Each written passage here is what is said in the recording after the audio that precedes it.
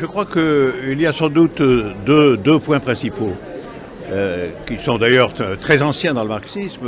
Le premier point, c'est de désigner quand même, de décrire minutieusement et de décrire la structure générale du mode de production et donc de l'organisation sociale contemporaine, d'en avoir donné la première description qui a pu être perfectionnée ensuite.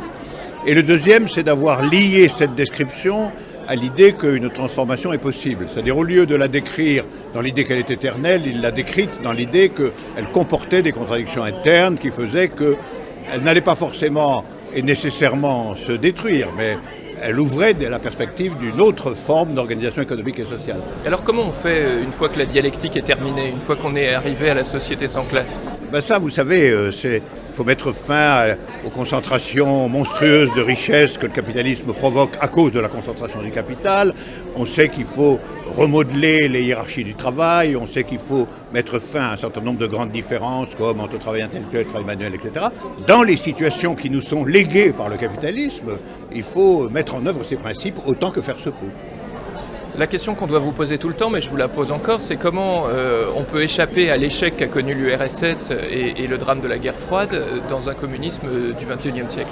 Je remarque tout de suite que ces deux entreprises ont été d'emblée marquées de points qui n'étaient pas conformes en réalité à l'orientation communiste générale.